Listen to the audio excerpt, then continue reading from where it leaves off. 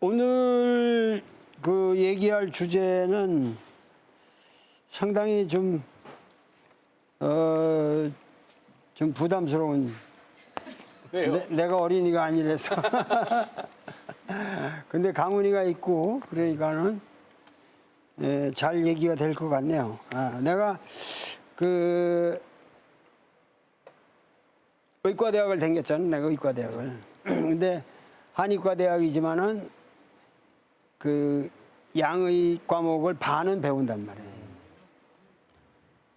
이제 소아과 강의를 하느라고 이제 소아과 페디아트릭스라는 텍스트북을 딱 여는데 거기 딱 첫 마디에 이런 말이 써져 있더라고. A child is not a small adult. 하나의 어린애는 이제 소아과적인데 하나의 어린애는 작은 어른이 아니다. 그러니까 소아과 의사들이 이제 준 그 어른이 되지 못한 이제 미성년으로 봐서는 안 된다는 거지. 소아과 텍스트에도 어린이는 어린이로서의 생리가 있고 그 자체로 독립된 생명이니까. 근데 이제 전통적으로 동서고금을 막론하고 거의 어린이는 인간 취급을 못 받았죠. 그러니까는 비존재라고 말해도 될 만큼. 그러니까 로마 사람들이 어덥션, 그 뭐야, 양자를 취할 때도 20살 이하의 어린애는 양자로 취하진 않았습니다. 다 큰 사람만 양자로 취했지. 이건 존재에 아직 자격이 없는 걸로 봤거든. 그러니까 우리도 뭐 어린 애들 보면 요놈아 그러고 요 새끼야 그러고 뭐 맨날 대가리 피도 안 바른 새끼라고 그러고 뭐 그냥 우리 어릴 때까지만 해도 어린애를 인격체로 취급을 하지 않았거든. 그래서 그 지금은 그러니까 쉽게 얘기하면은 20세기에 인류의 20세기에 가장 큰 혁명이 뭐냐? 민주혁명도 아니고 아무것도 안 해 사실은. 뭐냐면은 20세기의 가장 큰 혁명은 어린이와 여자의 위상이 바뀌었다는 거예요. 이거 진짜 가장 큰 거예요. 아마 저 선사시대 때로부터 여태까지 이러한 변화는 없었어요. 그래서 이제 어린이에 대한 전통적인 견해를 좀 보면은 그 조선 왕조 때 이제 그 중종 때 쓴 이제 그 책이지만은 중종 때 문신인 박세무라는 사람이 쓴 여기 이 동몽선습이라는 유명한 책이 있어요. 이게 하여튼 15세기 이때 쓰여진 건데 16세기 초쯤 되겠구나. 그래서 이 박세무라는 사람이 쓴 이 책을 봐도 여기 뭐라고 그랬냐면은 동몽선습이라고 그랬거든. 이게 어린애란 말이야. 어린애를 옛날에 표현한 말이란 말이야. 근데 이 몽이라고 하는 거는 몽매하다 이런 이게 몽매하다라는 의미를 쓰는 거거든. 꽃몽자가 아니고 이 몽자는 어두울 몽자예요. 이 매도 어두울 매자지 이 매가. 에? 그러니까 쉽게 얘기하면은 우리가 문명이라고 그러잖아 지금. 문명. 네. 문명 이전에 야만. 그러니까 문명이라고 그러잖아요. 문명의 특징이 뭐예요? 여기 뭐가 들어가 있어요? 글이 들어가 있죠. 아니 여기 밝음. 네. 그러니까 문명이라는 건 밝은 세상이 된 거거든 지금. 그러니까 우리가 문명화 시킨다는 거는 동네 마을을 만들어도 그 안에 오면 안전하고 밝단 말이야. 산에 가면은 어둡고 호랑이한테 잡힌 먹일 수도 있고. 그러니까는 문명이라는 게 이게 시빌라이제이션이라는 것 자체가 밝음이란 말이야. 밝음. 우리가 지금 문명이 밝지 못하면은 이건 참 야만이지. 근데 이 문명 이전의 어두운 상태를 어린이의 세계로 본 거지. 예? 그래서 이 어두운 아직 목매한 어두운 애를 깨우쳐야 된다. 옛날 사람들은 그걸 교육이라고 생각했단 말이에요. 그러니까 동몽 이 어두운 아이가 먼저 배워야 할 것 그러고서 이제 가리키는 거거든요. 그 뒤로 선조 때의 그 유명한 책이 경몽요결이라는 책도 마찬가지죠. 그 율곡 선생이 쓰신 책이지만은 여기에도 뭐라 하냐면 어둠을 어린이를 가르치는 우리나라 최초의 텍스트북들인데 여기도 뭐라면 어둠을 깨치는 어둠을 깨는 그래서 밝게 만드는 요결 유약이다. 그 아주 에센스 네. 요결. 그러니까 저 친구가 자기는 어린이가 아니다 라고 말한 거는 나는 이제 어두운 데서 밝은 데로 이미 왔다. 옛날 같으면 이제 그런 경몽이 됐다 이거지. 이제 이런 선언이야 아까 보니까. 그런데 그 우리 여기에 대해서 이제 쉽게 얘기를 하면은 네 생각이 어떠냐? 너가 어두운 데서 깨우쳤냐? 원래 밝았어? 원래 밝았어요. 원래 밝았지? 그래. 맞아, 원래 밝은 거야. 그게 아까 소아과 책에서도 그 어른이 덜 된 어른이 아니다. 어린애는 그 마찬가지로 어린이 자체를 밝게 봐야지. 맞아. 그게 사실은 문명이라고 봐야지. 그런데 그 변화가 20세기의 가장 큰 변화라는 거지. 내 말은 20세기의 변화가 많다고 그러지만은 가장 큰 변화야. 그러니까 여자의 참정권만 해도 최근에 왜 서프라제트라는 영화가 그 누구지? 그 여자는 누구지? 메릴 스트립이 그 조직에 아주 대빵으로 나오는데 WSPU라고 하는 이 조직이 있어요. 이게 뭐냐면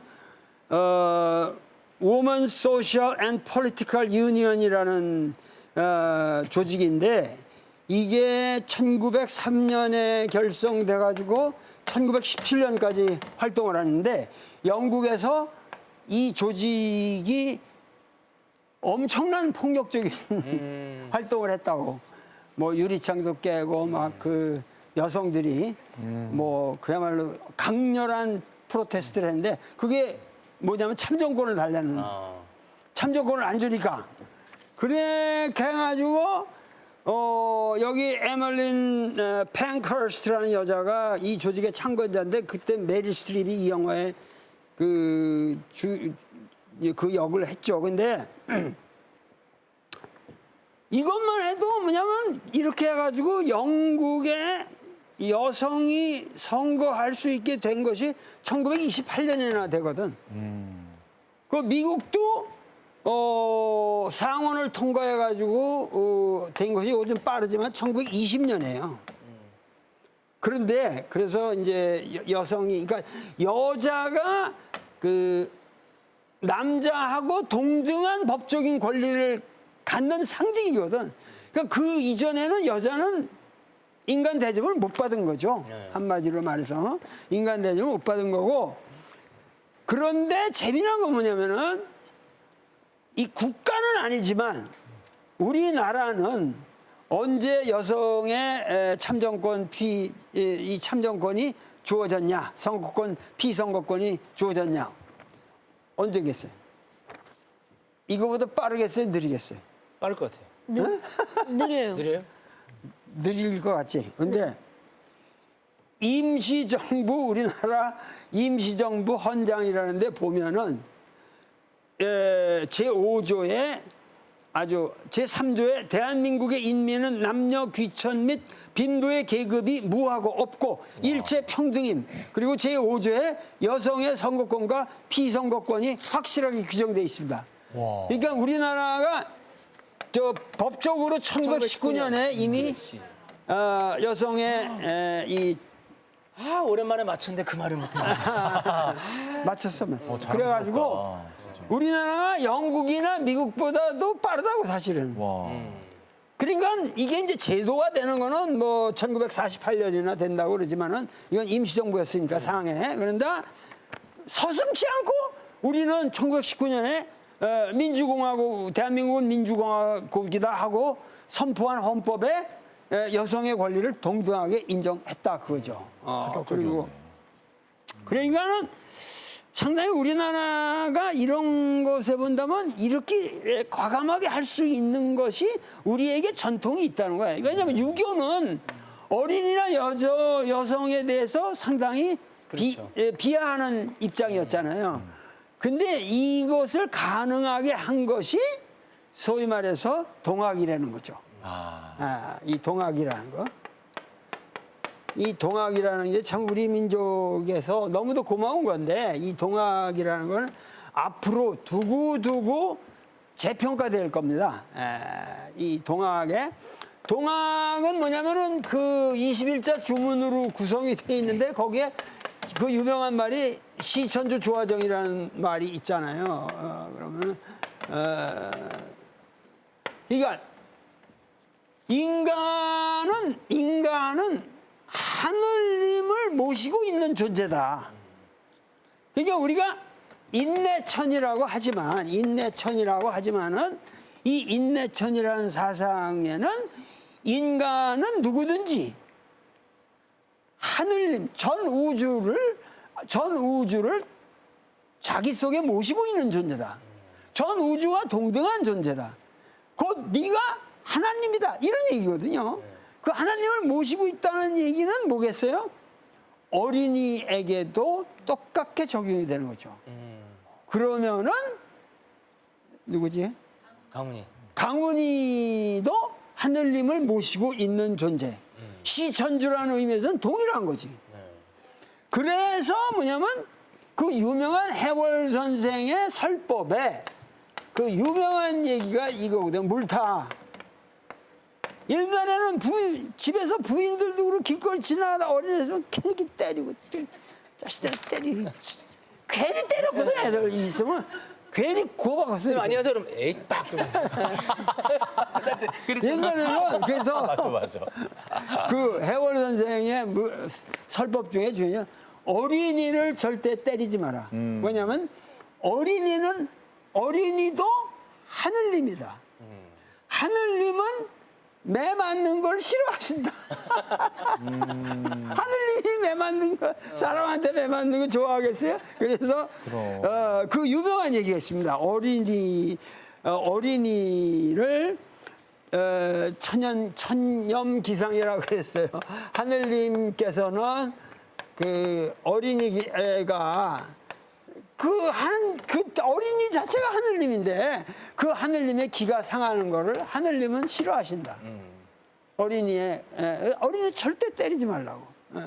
그리고 나중에 그 원주로 그 송골이라는 데 가서 피해 있을 때도 이제 마지막에 1898년에 잡히거든요. 그래가지고 단성사 뒷현에서 육군법원에서 처형당하시는데 그 꼬마 아들이 해월 선생의 그 아들이 막 병정놀이를 하다가 오면서 병정 온다 그러고 막 들어오니까 내가 죽겠구나 그러고 이제 곧 저게 하늘님의 소리다. 여기서 뭐 도망가야 얼마나 내가 가겠느냐. 그러고 곧 잡히시죠. 그래가지고 서울로 이송돼서 그 처형을 당하셨는데 하여튼 그 어린이의 소리도 하늘의 소리로 하늘님의 소리로 귀를 기울일 줄 알아야 된다. 이거 항상 말씀하셨거든. 이 양반이. 그런데 해월 선생님의 뭐냐면은 그 가장 해월 선생님을 끝까지 지극정성하게 이 어깨가 하도 그 양반이 댕기질 못하니까 가마를 타고 댕기는데 여기다 가마를 지고 댕기느라고 이 여기가 다 짓물렀더라고 그러더라고. 그분이 바로 손병희 선생이에요. 청주 분인데 그래가지고 강원이 청주인데. 청주. 청주가 인물이 많아요. 손병희 선생. 내가 제일 존경하는 사학자 신태호 선생도 네. 청주 분입니다. 단재 신태호 선생. 네. 거기 많아요. 하여튼 임시정부의 전체 토대를 만드신 신규식 선생. 네. 청주 분. 알아요? 청주가 그 교육도시잖아. 교육도시고. 그래가지고 손병희 선생이 이제 좀 이 우락부락하고 좀 그 청주에서 좀 이렇게 노셨어요? 좀 뭐 주목이 좀 있었던 분 같아. 그런데 이제 이 사람이 우직하고 진실해가지고 해월 선생한테 감화를 받아가지고 그렇게 열심히 해월 선생님을 보좌 이렇게 보호하면서 다니신 거지.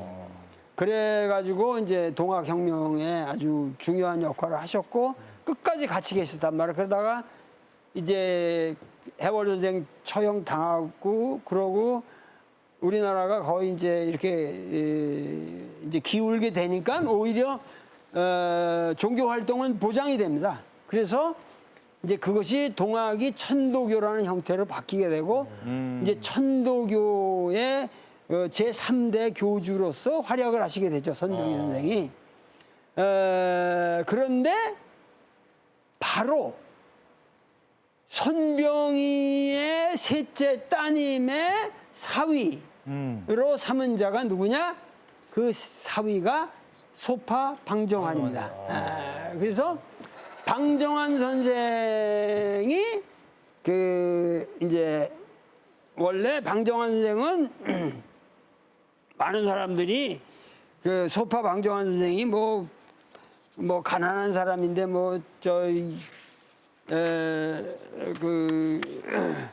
손병희 선생이 이렇게 봐줬다 그러는데 그렇지가 않고 이 소파 방정환 선생은 서울 당주동에서 어물전 미곡상을 하던 아주 부잣집 아들이에요. 그래가지고 궁정에 납품을 하고 이러다가 이제 하여튼 시대가 잘못 만나가지고 기울게 돼. 그래가지고 이 사람이 서대문 근처에 있었다 그래. 그 보성소 학교라는 게 그 당시 이제 이용익 선생이 이제 보성학교를 만들고 그 뒤로 그거를 손병희 선생이 인수를 하거든. 이 천도교 재단에서. 그래가지고 네, 거기에 들어갔다가 하여튼 네가 몇 살이라고 그랬지? 12살. 12살이요.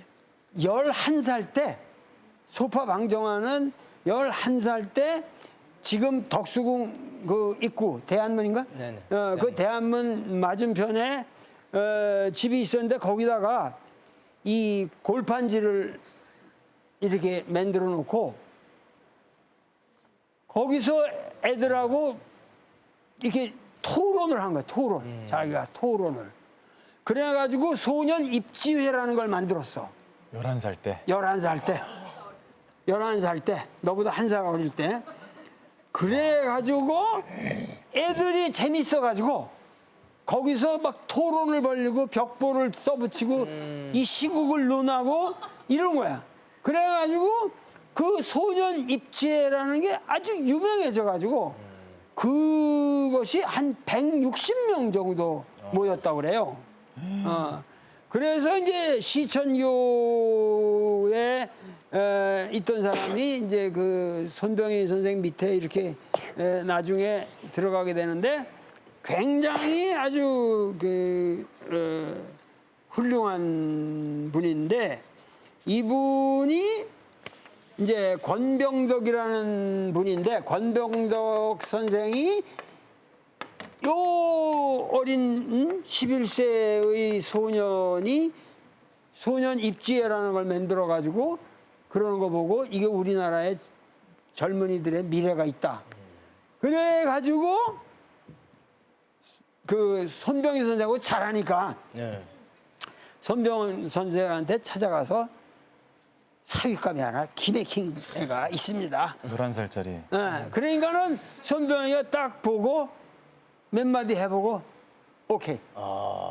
그래가지고 바로 뭐 혈연이 있는 것도 아니니까 손병희라는 분이 굉장히 이 결단력이 있는 분이고 복잡하지 않아 이렇게 사고하는 게 그래가지고 이 방정환을 사위로 삼아서 이제 이 보성전문회를 우선 집어넣고 자기 조직이니까 보성전문회를 집어넣는데 바로 이제 3.1운동이 벌어지는 거야. 근데 3.1운동이라는 게 보성사라고 3.1운동 그 유명한 독립선언사를 보성사에서 인쇄했거든. 그러니까 그 인쇄하고 이러는 거를 그 방정환이가 다 맡아서 했어. 그래가지고 그거를 갖다가 각 학교에다 갖다 배분하고 길거리 저기 하다가 방정환이 그냥 잡혀 들어가서 3월 1일 날 1919년 3월 1일 날 잡혀 들어가서 고문당하고 감옥 생활을 하다가 나온 거를 손병희 선생이 일본으로 유학을 시킵니다. 에? 그 일본의 도요다이가쿠라 그래서 이 동양대학이라는 데 거기에 이제 문화학과라는 데를 들어가. 문화. 근데 이 문화학과의 교수가 누구냐면은 그 유명한 야나기 소에츠라고 야나기 무네요시라고도 읽는데 유종렬이라고 우리나라 사람들 다 알죠 이분 이 유종렬이라고 이 우리나라 그러니까 일본 사람들이 우리나라를 침략해가지고 이 부시려고 할 때 우리나라 민예품들을 모아가지고 한국의 그 아름다움 이게 대단한 문명이다. 한국 문명을 그렇게 낮잡아보지 마라 하고서 그 당시 그 민예 운동을 하던 분인데 이때의 그 인연이 참 묘하지. 사실은 거기서 이 사람이 굉장한 영향을 받은 사람이 있는데 이것이 이화야 여기다가 사자남이라고 그래서 사자남이라고 그러는데 소파 사실은 이 소파 방정환이라는 거에 대해서 여러 가지 설이 있으나 나는 역시 이 소파라는 게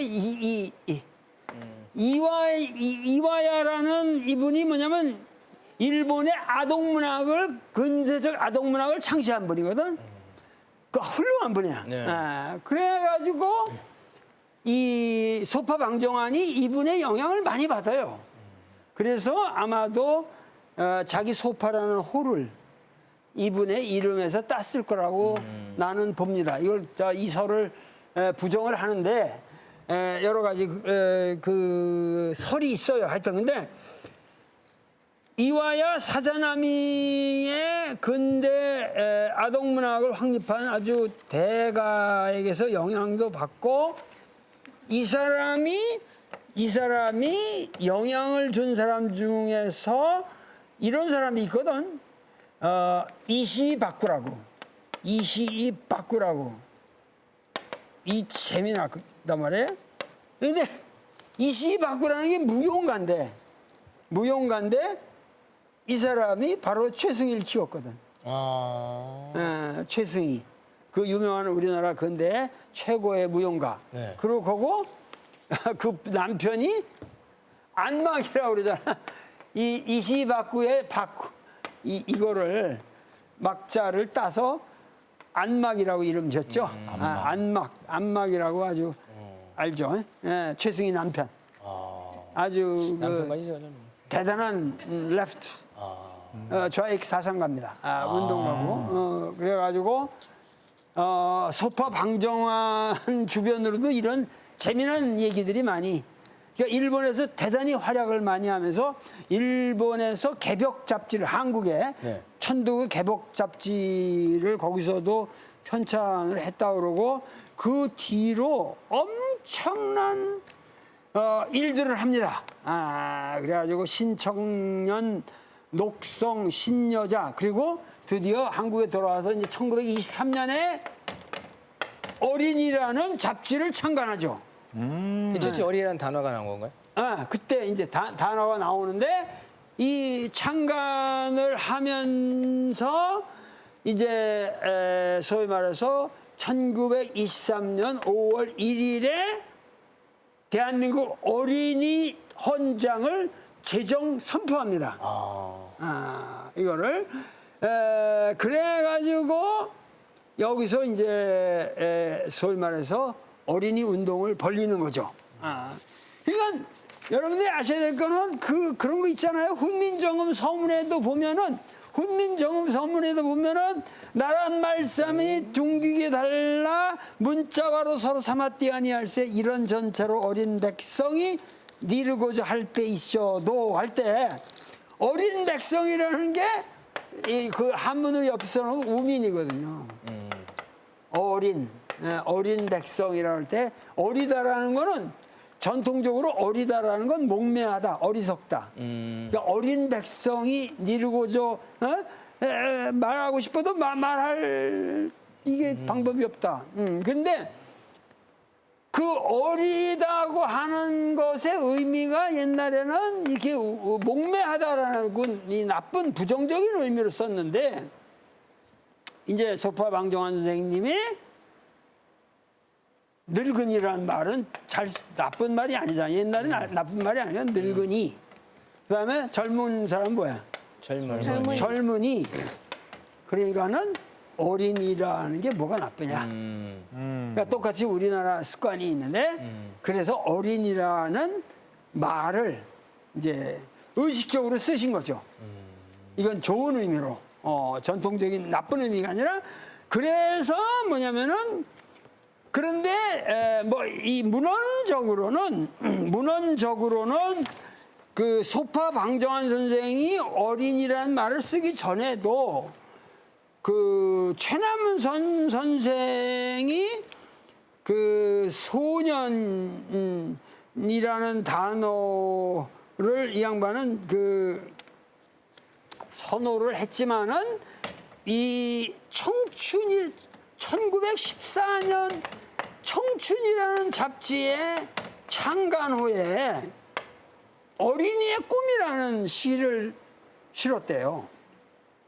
그래서 그 시의 그 저자도 확실히 모르는데 하여튼 어린이라는 단어가 소파 방정환 선생 이전에도 쓰인 적이 있다라는 설이 요새는 많이 나와서 어린이를 최초로 만든 게 소파 방정환이다라는 것을 조금 수정한다고 그러는데 내가 보기에는 소용이 없는 게 뭐냐면 그 이전에 그런 말이 있다 할지라도 그 의식적으로 어린이는 어린이로서 존중하고 어린이 운동을 전개했기 때문에 역시 어린이라는 말을 최초로 쓰고 그걸 의식적인 운동으로 전개한 거는 소파 방정환이에요.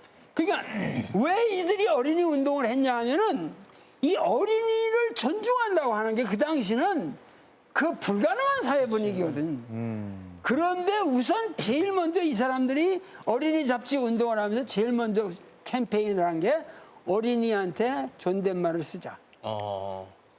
그게 뭐냐면 그것이 뭐냐면 인간 평등관의 근대적인 인간 평등관을 만드는데 그게 핵심이다 이거야. 어린이들에게 존댓말을 쓰십시오.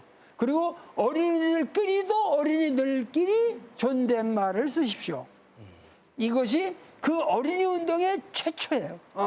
그렇게 하고 문제는 뭐냐면 그래서 어린이에 대한 말투를 고쳐라. 그 다음에 양생송사를 실현하라. 이거 뭐냐면 어린이는 죽어도 옛날엔 병 걸려서 어린이 죽는 게 많았잖아요. 이화가. 그런데 어린이는 장례가 없었단 말이에요.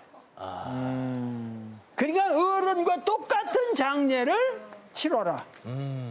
이게 인간 대접, 이 인간을 바라보는 시각이 바뀌는 거예요, 여기서. 그러니까 어린이 운동이라는 게 굉장히 이게 중요한 운동이라니까. 그 다음에 뭐냐면은 교사들의 어린이에 대한 신체적 학대를 금하라. 뭐냐면 해철이 이게 뭐냐 포도청 곤장처럼 쳤단 말이야 어린애를. 그러니까 옛날에는 이 어린이를 갖다가 학교에서 학대했단 말이야. 그러니까 그런 거를 고쳐라. 그래서 학교 교사들이 체벌을 못하게 한 것도 이 어린이 운동에서부터 시작한 거예요. 그렇고 하고 뭐냐면은 왜 아까 말했냐면 최남선은 항상 뭐냐면은 소년이라는 말을 써요. 맞아. 해서 소년에게 뭐 이 소년이라는 말을 써요. 이 말은 뭐냐면은 이 양반은 뭐냐면 소년을 쓰면은 소녀가 배제되거든. 이게 벌써 남녀 그 불평등 의식이 있는 거야. 근데 소파 방정환 선생은 소년이라는 말을 쓰게 되면은 단독으로 쓰시는 법이 없습니다. 반드시 소년, 소녀 같이 써요. 소년, 소녀를 위한 잡지 그랬지 소년을 위한 잡지 이런 거 안 썼단 말이에요.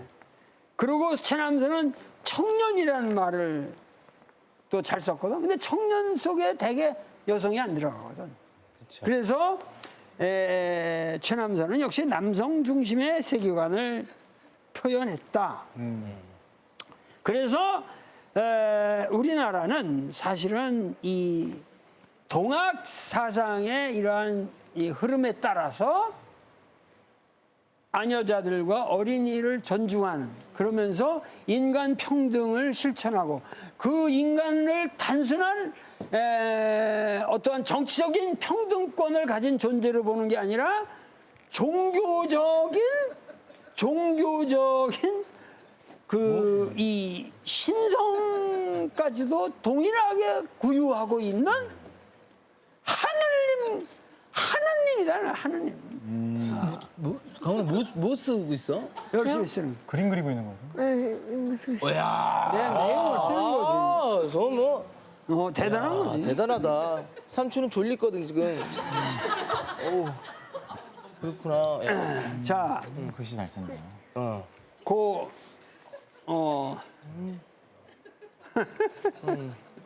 아 저걸 또막또 다 받아 쓰네.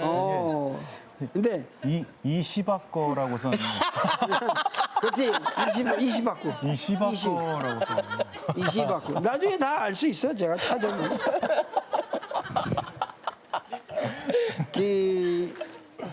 이제 얼마나 이게 서양에서 어린이를 학대했느냐 하는 것을 내가 그 소개를 좀 잠깐 하자면 이 예수 시대에 그 유대인 문화라고 하는 것은 이 어린이를 진짜 인간 대접을 안 한 거지. 네. 그러니까 이 예수라는 하나의 인간, 하나님의 아들이라고 그러지만 하나의 인간으로서 천국 운동을 벌린 이 예수라는 사람은 어린이에 대한 자세가 정확했다고. 근데 서구 문명이 2000년 동안 예수의 말을 묵살해 온 거지. 사실 서양도. 근데 가장 중요한 거는 우리가 헬이라고 그러잖아, 이게. 헬이 뭐야? 지옥이요. 지옥. 잘하네. 근데 제 얼굴을 쳐다보니 정말 귀엽다, 그지? 그렇죠. 아이고 막 이렇게 기분이 좋아. 기분이 좋아. 그리고 이렇게 내 말을 네. 잘 알거든요. 네. 선생님 어린이한테도 존댓말 쓰라 그러지 않았습니까? 나는 괜찮아요. 존댓말이나 똑같은 거야. 자기를 사랑하시는. 그러시네요. 네. 아무래도 좀 구닥다리니까. 이 예루살렘에 지금도 가면은 거기 저 아래에 그 동남쪽에 계곡이 있습니다. 그거를 갖다가 흰놈 계곡이라고 그래요. 흰놈. 이 헬이라는 게 여기서 왔거든. 실제로. 근데 이 흰놈 계곡이라는 게 뭐냐면은 그 몰렉이라고 그러니까 이스라엘이 솔로몬 왕이 죽고 나서 남조하고 북조로 갈라지거든. 그래가지고 남조가 소위 말해서 유대 왕조인데 유다 왕조의 아하즈라는 왕이 있었는데 이 왕은 뭐냐면은 이 몰렉이라고 이 황소 뿔을 이렇게 난 이런 형상인데 이거를 이방신인데 하여튼 이거를 섬겨. 근데 이 흰놈이라는 계곡에 불이 항상 거기다 쓰레기도 내버리고 거기다 불을 싸지르는데 거기다가 이 몰렉 형상을 만들어 놓고 어린이를 걸어가게 해가지고 거기서 불구덩이로 어린애를 밀어쳐놓는 거야. 그게 어린애들이 무서워가지고 뛰어면 막 울으면 거기에 그게 그 우는 소리에서 왔을 때 뭐야 이게 흰놈 헬이야 이 헬. 그러니까 그런데 이게 얼마나 끔찍하냐 하면은 이 아하즈라는 왕은 실제로 구약의 역대하에 보면 나오는데 자기 아들들을 복수를 쓰는 건 최소 2 이상을 거기다 집어넣었어. 그러니까 왕이 그 짓을 하니까 이스라엘 민족들이 너도 나도 지 아들들을 거기다 집어넣어서 태우는 거야. 그리고 그 제사를 지내는 거야. 그러니까는 진짜 헬이라는 게 이 흰놈을 갖다가 소위 말해서 이 킹 제임스 바이블을 번역하는 사람들이 앵글로색슨 말을 써가지고 헬이라고 불렀는데 그가 이렇게 사악한 놈들이었다는 거지. 이렇게 사악한 놈들인데 그때 그런 상황에서 예수가 뭐냐면 예루살렘으로 이렇게 가는 길에 최초로 가이사랴 빌립보를 들렸다가 다시 가버나움이라는 데로 돌아오게 되는데 거기서 이 제자들이 이제 우리가 예루살렘에 가면은 우리 선생님은 예루살렘에 가면은 왕이 되신다. 이게 이렇게 기적을 행하고 이러는 분인데 그 예루살렘 가면 싹 쓸어가지고 이제 왕이 되실 테니까 우리 12 제자들은 너는 총리하고 너는 뭐 내무장관 이런 소리 하고 있는 거지. 그래가지고 거기서 맨날 길거리에서 예수님은 이렇게 가시는데 뒤에 앉아가지고 야 우리 중에 누가 더 세냐? 그리고 옛날에 시골에 이렇게 길거리에 우리 저 꼬마들이나 우리 젊은 학생들 놀 때 보면 야 우리 중에 누가 세냐? 골목대장. 뭐 골목대장 맨날 이런 거 가지고 했거든 사실. 그러니까 그런 소리를 들으니까 예수가 너무 한심해가지고 예수님이 너무 한심해가지고 거기서 첫째가 되고자 하는 사람은 꼴찌가 되어 모든 사람을 섬기는 사람이 되어야만 한다 하면서 그때 어린이 하나를 데려다가 그들 앞에 세우시고 안으시면서 제자들에게 이렇게 말씀하셨다. 누구든지 내 이름으로 이런 어린이 하나를 받아들이면 곧 나를 받아들이는 것이고 또 나를 받아들이는 사람은 나만을 받아들이는 것이 아니라 곧 나를 보내신 하나님을 받아들이는 것이다. 아멘. 그러니까 아니, 스님이신데 아멘이라뇨. 스님 아니셔. 아닌데. 종교 대통합이야 이런 게. 아멘 그래도 돼. 아멘이고 뭐 스님이고 다 돼. 남아비타빌도 괜찮고. 그런데 하여튼 그리고 이제 그 뒤로 이제 예루살렘에 이제 마지막으로 들어가시기 전에 남녀 문제에 대해서도 정확하게 말씀하십니다. 제자들한테 남자와 여자는 동등하다 이런 설법을 또 하시거든. 네. 그러고 나서 하니까 이제 모든 사람들이 예수가 왔다 그래가지고 예루살렘 근처에 왔을 때 동네 사람들이 와가지고 어린애를 데려와서 자기 애들을 데려와서 축복을 해달라고 좀 손 좀 얹어달라고 그러는 거야. 그러니까 제자들이 막 왈칵 화를 내면서 왜 어린애들 그 쓸데없는 꼬맹이들을 데려가지고 우리 선생님을 괴롭히냐. 앞으로 유대의 왕이 되실 분인데 이러면서 이러는 거야. 그래야 예수가 화 잘 내요. 성서에 보면 그 말이 많이 나와. 여기 화를 냈다 그랬어. 확 화를 내면서 이 나쁜 놈들아! 왜 어린이들이 나에게 오는 걸 막지 마라! 막지 마라! 그러면서 연기도 좀 하시고. 그때 하는 말이 하나님의 나라는 이런 어린이와 같은 사람들의 나라다. 나는 분명히 말한다. 누구든지 어린이와 같이 순진한 마음으로 하나님 나라를 받아들이지 않으면 결코 거기 들어가지 못할 것이다. 그러면서 어린이들을 안으시고 그 머리 위에 손을 얹어 축복해 주셨다. 이게 마가복음 10장 13절부터 16절까지 있는 말이란 말이야. 근데 이러한 예수님의 말씀에도 불구하고 서양도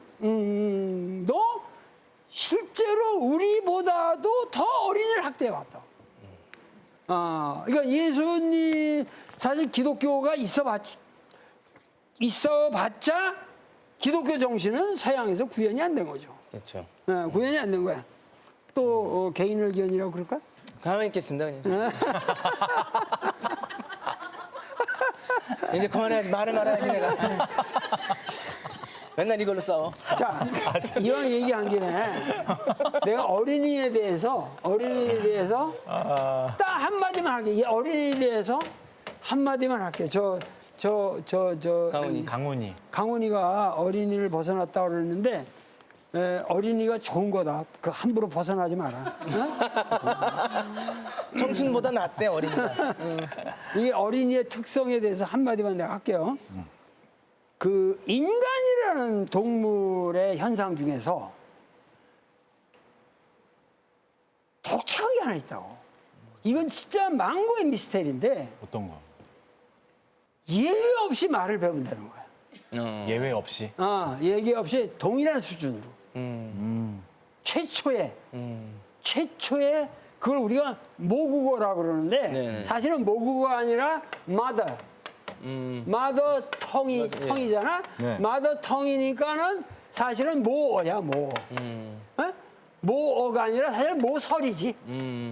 tongue는 이게 혓바닥이니까. 그러니까 엄마의 혓바닥을 보고 배우는 거 아니야.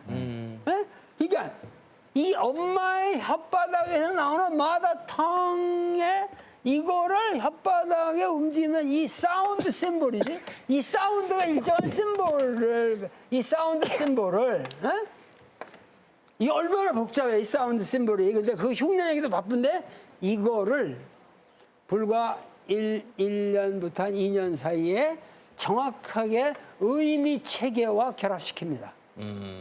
사운드 체계를 meaning, 의미와 결합시킵니다. 이거는 사운드의 분석이 필요하고 의미의 분석이 필요해요.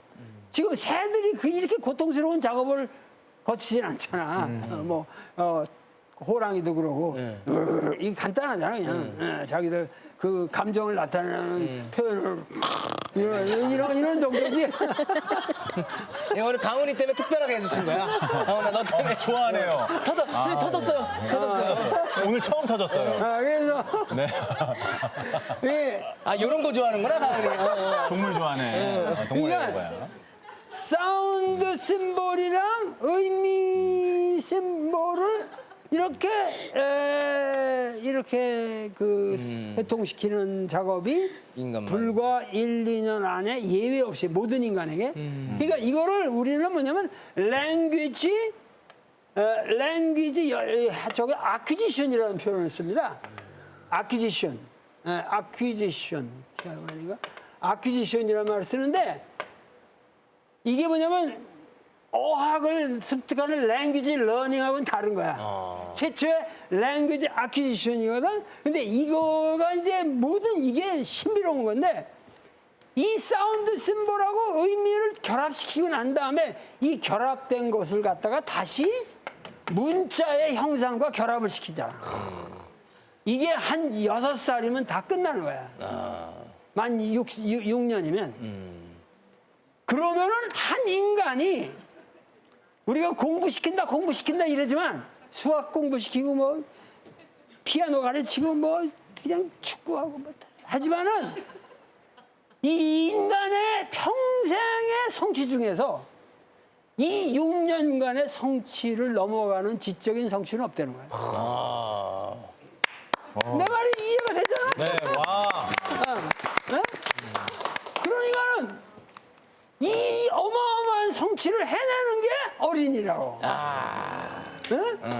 그 어린이가 이렇게 어마어마한 짓들을 한단 말이야. 전 세계 어린이들이. 그러니까 이 작업이 완성되고 나서 예를만 6살부터 우리가 초등학교 한 뭐 11살 뭐 이렇게 12살까지 이 시기 한 6년간이라는 거는 진짜 이건 로man틱한 시기거든. 그 어마어마한 언어를 배우고 나서 바라보는 세계. 이건 진짜 경이로운 세계죠. 그러니까 왜 어릴 때 가보다 보면 엄청나고 그냥 아름답고 거대했는데 가보니까 조그만데 그러잖아. 왜? 그렇죠. 예. 그런 거 있잖아. 초등학교 같은 데도 같이 가보면. 어릴 때 그렇게 아주 낭만적으로 보였는데. 환상적으로 보였는데 나중에 가보니까 아니더라. 그러니까 그 당시는 모든 게 그 정상적인 범주를 넘어서 쫙 보이는 거지. 그 어린애들 그림이 뭔가 그 천재적인 그림은 대단하잖아. 네. 그러니까는 어린이의 세계가 그래서 이걸 가지고 굉장히 유명한 디베이트가 많죠. 이거 가지고. 그래서 그 유명한 언어학자 첨스키가 이거는 사실 불가사의하다. 그래서 이 사람은 인간의 어느 의미에서 그 그라마라고 하는 게 그 신텍스라고 하는 그 그라마라고 하는 것이 인간에게 이 코드 완전히 저 DNA 속에 돼 있다 이렇게 보는 거야. 그러니까 이 사람은 자기 언어학을 카르테시안 링귀스틱스라고 부르는데 이게 데카르트적인 아프라이오리 이 선험적인 그 언어 능력이 인간에게 있다. 그 선험적인 능력을 갖다가 모든 다른 그랜마가 있지만 이거를 트랜스포메이션 시키면은 유니버설 그랜마를 찾을 수 있다. 이게 그 촘스키가 그래서 유니버설 그랜마를 저기 했는데 이 유니버설 그랜마는 배워지는 게 아니라 not learned. 배워지는 게 아니라 인간이 아프라이오리 그냥 선험적으로 가지고 있는 것이다. 이 설을 했는데 나는 이거는 좀 나는 그 취하질 않아요. 나는 여기에 대해서 반대하는 견해거든. 나는 피아제의 제네틱 에피스테몰로지라든가 생성론적인 인식론이라든가 어린애들이 그거를 그 선험적인 그런 능력으로 해버리면은 오히려 그 인간의 능력을 너무 과소평가하는 것이다. 나는 그렇게 봐요. 그 후천적으로 습득되는 과정이 짧지만 그때 독특한 그 인식 행위 능력 자체 비약적 발전이 있다는 게 이제 내 설인데 그거 내가 여기서 얘기할 수는 없고 그래서 네, 말씀하시다가 말씀 다 하셔놓고 여기서 할 수 없다고. 그게 밑밥이라니. 그러니까 그게 밑밥이었어. 나는 하여튼 촘스키 그러네, 선생하고도 내가 저 교류가 있거든. 근데 촘스키 선생하고 그래서 강의도 듣고 뭐 그 양반하고 내가 뭐 이렇게 디베이트도 해보고 그랬는데 요 설은 나는 저 촘스키 선생이 너무 과하시다. 너무 과격한 설이다. 근데 이 양반은 이해가 가지. 왜냐면 주어지는 정보가 그렇게 빈약한데 그렇게 엄청난 언어적 능력을 구사한다는 거는 이거는 후천적인 체험으로 조합될 수 있는 능력이 아니다. 요 이해가 되잖아. 네네. 그러니까 어린이는 이만큼 위대하고 그러기 때문에 우리는 어린이를 존경해야 되고 그 어린이들이 바라보는 세계에 대한 특별한 리스펙트가 있어야 된다. 그러니까 어린이는 가르치면 안 된다는 거야. 자기의 낭만성을 그대로 발현하도록 두고 단지 뭐 이건 수학, 영어, 뭐 피아노, 뭐 온갖 이런 거, 뭐 피아노 같은 건 좀 어려서부터 하는 게 좋다니까 좋은데, 뭐 이게 지식 같은 것도 바로 후회. 아 내가 늙어서 저 피아노 배우려니까 안 되더라고. 그냥 후회감 너무 많지. 진짜 조기 교육 받을 거. 우리 부모가 왜 나한테 이걸 좀 안 가르쳐줬나 내가 아주 후회가. 근데 그래서 난 피아노만 빼고. 근데 이 얘기가 뭐냐면은 어린이를 가리키려고 하지 말고 이 위대한 어린이를 가리키려고 하지 말고 단지 우리가 가리켜야 할 게 있다 이거야. 20세기를 통해서 어린이의 엄청난 위상의 변화가 왔는데 오히려 이런 어린이에 대한 위상의 변화가 오늘 우리 사회에서 어린이를 황폐화시키고 있다. 무슨 얘기냐면 어린이를 방치하고 애들을 이렇게 저 유모차 끌고 가는 엄마가 유모차 끌고 가면 얼마나 보이는 세계가 다 변하고 그때인데 거기다가 그냥 스마트폰 하나 넣어주고 이 어린애가 한 살 먹으나 이러고 가고 있더라고요. 요새. 그게 뭐냐 말이야. 그게 도대체 교육이냐는 거지. 그렇게 가르치는 게 그게 된 거냐 이거야. 맞습니다. 그러니까 어린이한테 가르치려고 그러지도 말고 어린이한테 뭐 운다고 그거 애쓰지 말고 울면 울게 둬야지. 그게 어린이 생리인데. 그런데 우리가 가르쳐야 할 거는 최소한 아무리 시대가 변했더라도 요새 말로 하면은 버릇은 가르쳐야 된다. 무슨 얘기냐면 공동체 윤리. 인성교육. 도둑질을 한다든가 거짓말을 한다든가 이건 정말 무서운 잘못된 길이라고 하는 거. 그런 인의 예지의 도덕적 기본은 부모들이 가르쳐 주면 그래서 공동체 생활을 영위할 수 있는 양심. 이 칸트가 뭐라 그러냐면 저 하늘에 그 아름다운 별들이 빛나고 있다면 내 마음의 하늘에는 양심이 빛나고 있다. 그런데 그 양심이라는 거 그것도 자기 엄마한테서 배운 거라고 그랬거든. 결국 선천적인 면과 같으면서도 그 도덕적 양심이라고 하는 거는 인간이 가르쳐 줘야 한다. 그래서 그런 도덕성만 가르쳐 주고 지식을 넣어준다든가 뭐 출세할 길 이거는 한 중고등학교 되고 한 고등학교 정도만 해도 지들 알아서 다 할 걸 가고 이 성교도 뒤늦게 출세했잖아요. 그거는 나하고 저 차이나는 클래스. 차이나는 도울. 차이나는 도울 할 적에도 그렇게 유명하지 않았어. 그때도 유명하긴 했지. 그때 많이 무시하셨었어요. 그래서 여기 부르는데도 내가 욕 먹었다니까. 그래가지고 그냥 사람이라는 게 자기 나름대로의 자기 소질을 발휘할 수 있는 그거는 다 갖고 있는 거지. 성교를 봐도. 그렇죠. 그러니까는 우리가 애쓰려고 그럴 필요 없다는 그거야. 그래서 이 어린이 교육에 대한 바른 이해를 가져야만 우리 민족이 살 수 있다. 청춘에 대한 문제는 내가 이게 너무 또 방대한 주제라서 그것은 우리가 대화하면서 하기로 하고 오늘 강의는 여기까지. 역시. 와 선생님. 역시.